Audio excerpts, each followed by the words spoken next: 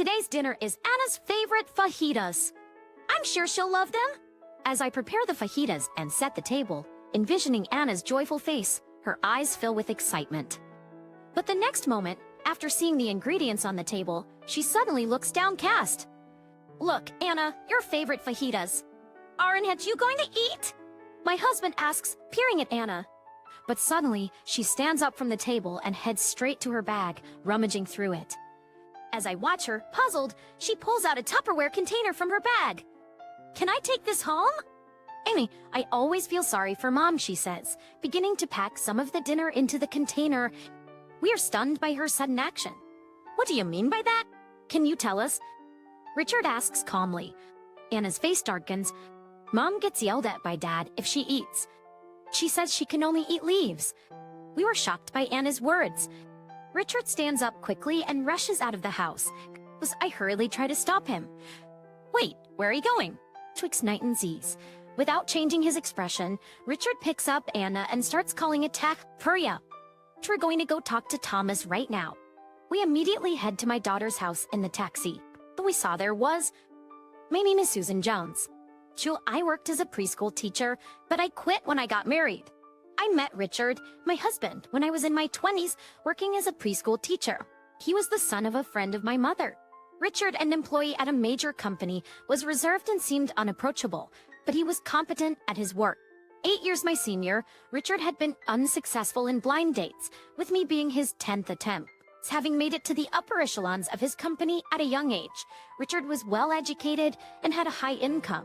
Richard was a bit difficult to approach, often quiet and not one to smile easily. He seemed to struggle with social interactions, mostly talking about work during our blind dates. Still, I gradually opened up to him, touched by his earnest efforts to share more about himself. Showing importance, I found often about he was more sensitive than I thought, a kind-hearted man who cared deeply about others. After our initial blind date, we started seeing each other more often.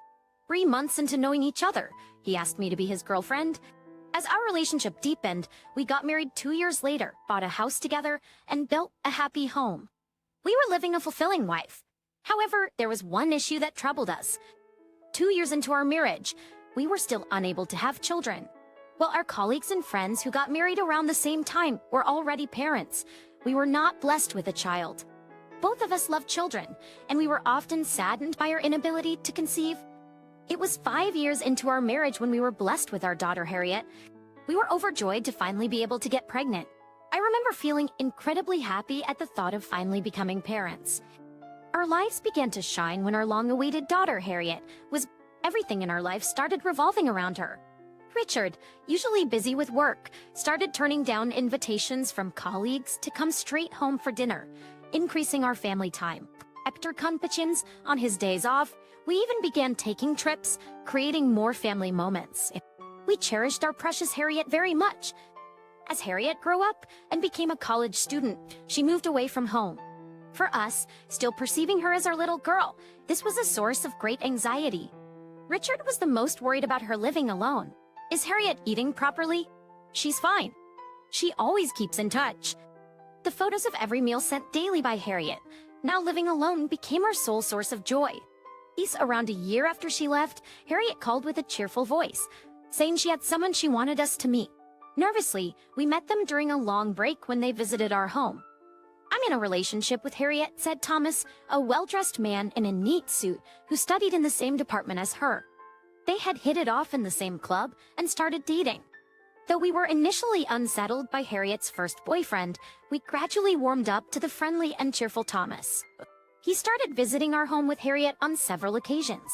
Since Harriet was our only child, we never had another. Perhaps because of that, we grew to love Thomas like a son. Richard and Thomas seemed to really get along, often going out for drinks together. Thomas and we connected like a real family. Then Harriet graduated from college and landed a job at a major corporation in the city. We were so proud of her and wholeheartedly supported her as she embarked on her career. A few months later, it seemed Thomas had proposed to her. Since their workplaces were far apart, they hadn't been living together. Harriet decided to marry, moved by Thomas's desire to always be together. With this, she chose to become a homemaker. She had wanted to continue working, but Thomas had expressed his wish for her to take care of the home. Accepting his words, Harriet quit her job to become a full-time homemaker. But at that time, we realized we should have known Thomas better. As a homemaker, Harriet supported the household and visited us about every 6 months. After marrying and living in the city, she couldn't come to see us often due to Thomas's busy work schedule. He seemed to have gotten busier with work after marriage, often staying late for overtime. Harriet told us about this in our daily phone calls, saying she waited for Thomas with dinner prepared late into the night. Though Thomas came home tired, Harriet's voice over the phone also sounded weary. "Are you getting enough sleep? It's good to wait for Thomas, but you can't neglect your health." Harriet assured me brightly that she was okay. However, she recently mentioned feeling a bit unwell, feeling sleepy every day and disliking the smell of foods she used to enjoy cooking. I never had this issue before. Harriet was sad that she suddenly couldn't eat the foods she loved, and I had a hunch about her condition. Just worried about her health. I suggested she visit a doctor. At first, she was puzzled but trusted my advice and agreed to go. "I think something wonderful is about to happen to you." About a month later, Harriet called, saying she had something to tell me. Normally, she would schedule a call, but this unexpected call took me by surprise.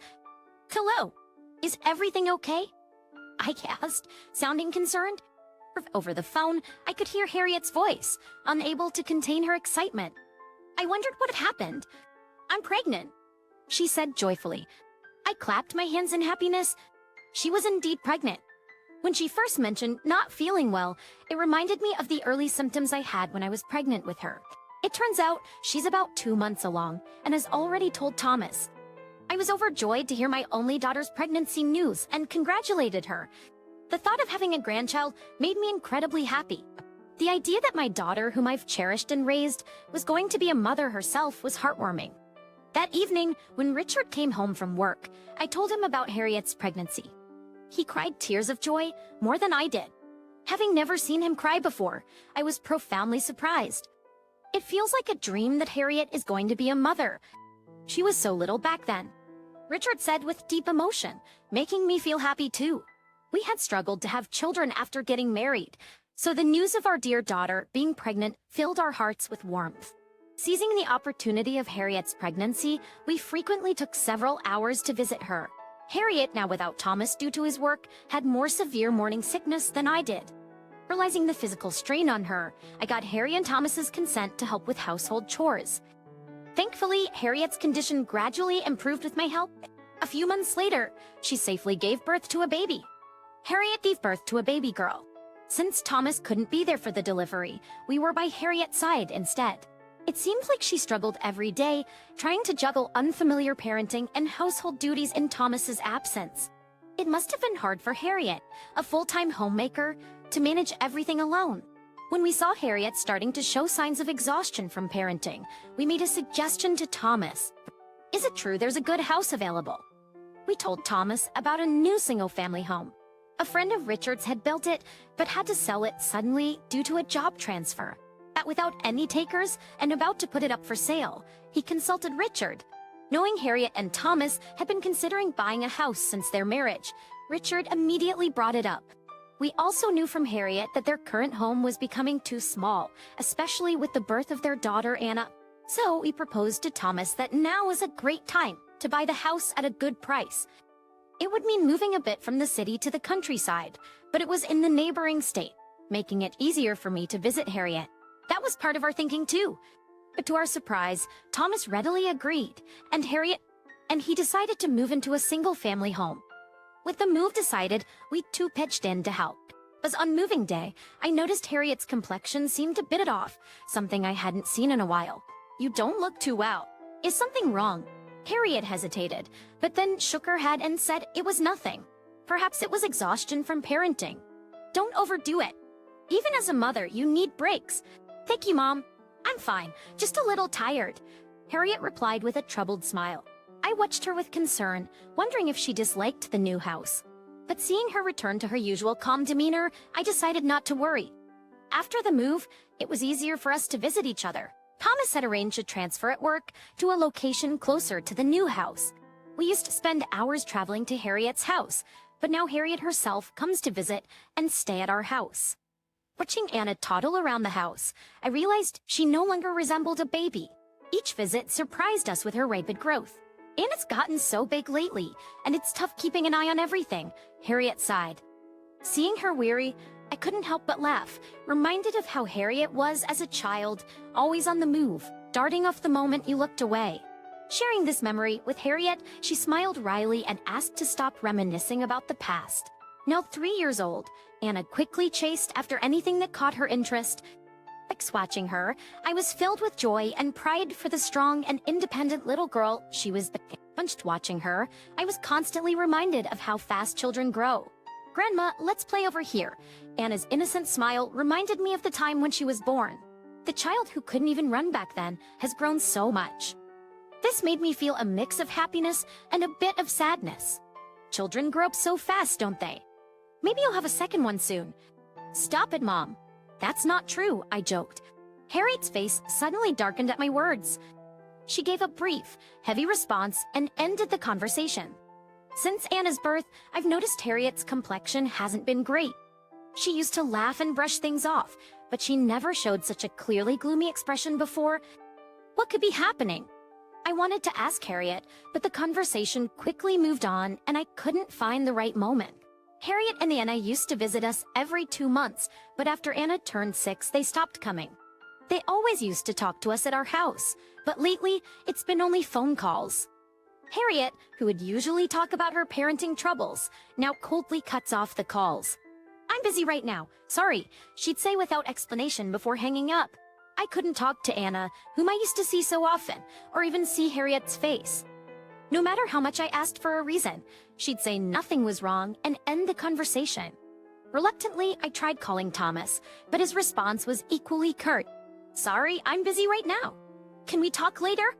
After being abruptly cut off with a cold voice on the phone, it seemed nothing I said was getting through anymore. Richard also tried calling a few times after discussing it with me, but he got the same indifferent response. What's going on with Harriet and her family? They used to come to our house so often, Richard said, looking downcast, and I nodded in agreement. We both felt uneasy about Harriet and Anna suddenly stopping their visits without any discussion. But a few days later, something changed. Previously, Harriet used to call, but now it was mostly Thomas. One day, Thomas called to give us an update, but I happened to be out, so Richard answered the phone. Is work keeping you busy?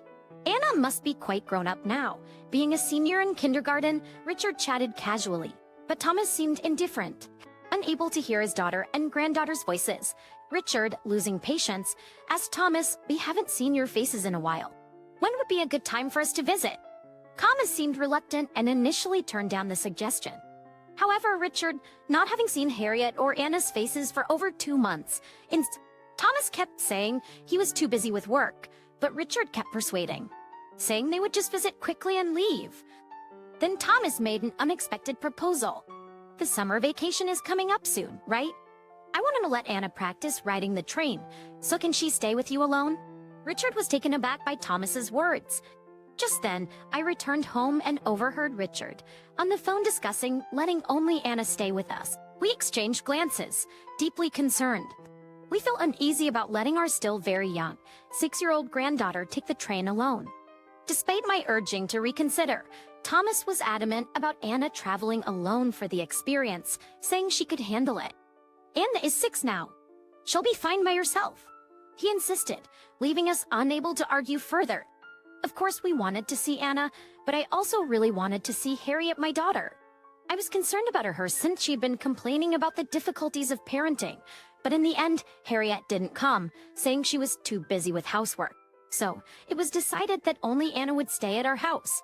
Although I was saddened not to see Harriet, the thought of seeing Anna after such a long time made my heart leap.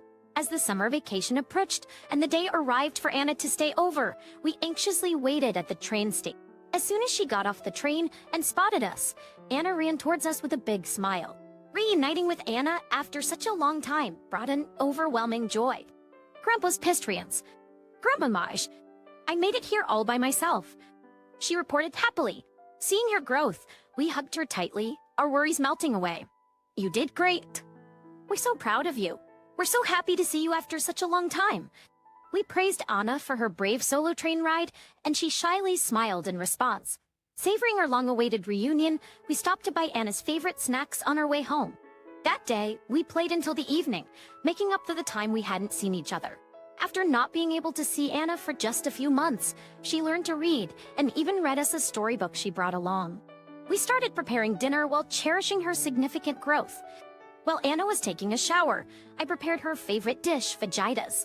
Seeing the table lined with her favorite ingredients, Anna, fresh out of the bath, was ecstatic and dug in eagerly. Partitions, all my favorite things. Anna exclaimed happily, clinging to the table with a smile that made me happy too. As we sat down, Anna suddenly looked down. Puzzled, I tilted my head to look at her, and Richard, concerned, spoke up. "Look, Anna, your favorite fajitas? Aren't you gonna eat?" Richard asked, peering at Anna. But suddenly, she stands up from the table and heads straight to her bag, rummaging through it. As I watch her, puzzled, she pulls out a Tupperware container from her bag. "Can I take this home? I always feel sorry for Mom." Suddenly saying that, Anna began packing the dinner into a container. Seeing me puzzled about why she needed to do that, Richard quickly asked for an explanation. "What do you mean by that? Can you tell us?" Anna, looking sad and casting her gaze downward, stumbled over her words in response to Richard's gentle inquiry. "Mom gets yelled at by Dad if she eats. She says she can only eat leaves." I was left speechless by Anna's unexpected words. What could have happened to Harriet and her family during the time we couldn't see them? But unable to comprehend Anna's words, Richard suddenly stood up from his seat. Sensing something was amiss, he grabbed his smartphone and wallet and hurried out of the house. "Wait, where are you going?" I hurriedly tried to stop Richard as he dashed out of the house, calling out to him. But Richard, without changing his expression, picked up Anna and began hailing a taxi. "Hurry up. We're gonna go talk to Thomas right now." After saying this, we hurriedly got into a cab that arrived a few minutes later. Richard, gripping my hand strongly, seemed unable to hide his surprise at the sudden turn of events. He reassured Anna, who was anxiously fidgeting with her fingers between us, telling her it was going to be okay. At that moment, Richard took a deep breath and looked at Anna. "Grandpa and Grandma are going to give Mom and Dad a surprise visit right now. Can you help us so we can rescue Mom?" Richard said, looking directly at Anna, who lit up and nodded eagerly at his words. I'm watching them. I took a deep breath and decided to change my mindset. Such a small child shouldn't have to be this sad. I repeatedly assured Anna that everything was okay as I comforted her. "Do you know of any place in the house, like in the garden or something, where we can see inside? Can you tell us?" Richard asked gently, and Anna, as if remembering something, nodded vigorously. "I know. I'm really good at hide and seek," she declared confidently, puffing out her chest, and Richard hugged her tightly. About an hour later, we arrived at the house and decided to observe the inside from behind the exterior wall. The lights inside seemed to still be on, and we could see into the living room. Anna, with excited breaths, guided us, saying this way. We ran to a spot in the shadow of the trees in the yard, smartphones in hand. Anna, perhaps finding the outdoor hide and seek fun, beamed with joy. My heart ached seeing her like this, and I hugged her protectively. Our hiding spot was right in front of a small window covered with a screen. We could clearly see into the living room, and Richard quickly got his smartphone ready. Suddenly, we heard a loud voice yelling from inside the house. Richard pointed his smartphone towards the source of the noise and started recording a video. It appeared that Thomas was yelling at Harriet inside the house. A chill ran through my body as I saw Harriet, who looked like a completely different person from before. Her once glossy long hair had turned into an unkempt, tangled mess. Moreover, she had become terribly thin, her face pale and drawn. As I stared in shock, Richard frowned with frustration, continuing to record the scene. Thomas's yelling was loud enough to reach us outside, causing Anna to tremble. It seemed to be a regular occurrence. That our beloved daughter and granddaughter were subjected to such cruelty was infuriating. I bit my lip in rising anger. Then, as Thomas's voice grew louder and he raised his hand at Harriet, Richard dashed out. "Stop it right now. What are you doing?" Richard shouted towards the window, drawing Thomas and Harriet's attention to us. "Wait, why are you here?" Thomas began to panic. Seizing the moment, Harriet unlocked the screen door and threw herself into my arms. She had become so frail that I hesitated to embrace her. "It's not what it seems. There's a reason for this. Thomas, realizing he was at a disadvantage, started making excuses, but Richard glared at him. "Bro, be quiet. Undertakes expectations and that matters now. Our daughter's life is the top priority," Richard yelled back, his voice raising in anger, leaving Thomas pale and lost for words. I stepped forward protectively in front of a frightened Anna and Harriet. Meanwhile, Richard kept watch to make sure Thomas didn't do anything. We watched as an ambulance arrived and took Harriet to the hospital. Immediately afterward, Richard contacted the police to report that his daughter was a victim of abuse. The police arrived promptly, and Richard provided them with the video he had recorded. As a result, Thomas was arrested on the spot and taken to the police station. A house search began, and Anna gave testimony that Thomas had been regularly hitting Harriet inside the house. Inside the house, the police found Thomas's diary, which detailed his regular abuse of Harriet. The diary revealed his dissatisfaction with Harriet not returning to her pre-pregnancy figure after giving birth to Anna. Thomas had been forcing Harriet to follow an extreme diet, monitoring her weight daily and controlling her meals rigorously. The diet included things like only 3 leaves of lettuce per day. It was then that we finally understood the meaning behind Anna's earlier statement about only being allowed to eat leaves. Initially, Harriet resisted and showed defiance to Thomas, but she would be beaten if she ate anything other than the diet food. Frightened, she eventually complied. Thomas's diary even mentioned how Anna tried to intervene to help her mother and got hit for her efforts, leading to Harriet no longer resisting. From the police, we learned the extent of the terrible ordeal Harriet and Anna had been through. The regret was unbearable. According to the police, Thomas was deeply remorseful, but there was no doubt he would face a prison sentence for his abuse of Harriet and Anna. We held Anna tightly, comforting her. Later, Harriet and Thomas got divorced. All of Thomas's actions had come to light, leading to his prosecution. After that, we started living together with Harriet, who was still recovering her health. Anna was overjoyed to live with us permanently. Being free from Thomas's regular abuse, Harriet slowly began to recover her health. Her once emaciated body started to fill out, gradually returning to a healthy shape. "I caused so much trouble for you both," Harriet said with a look of guilt, but I shook my head. I never wanted to see Harriet that thin again. With this determination, we continued to care for our precious daughter, and now she had fully regained her former self. But to celebrate Harriet's recovery, we laid out fajitas on the table, the meal we missed on that day. Anna's eyes sparkled with joy at the sight of the spread. "There's so much. Who can eat a lot?" "Yes, it's wonderful to be able to eat to our heart's content," Harriet said. Watching the two of them devouring the fajitas, we wished for this peaceful life to continue forever.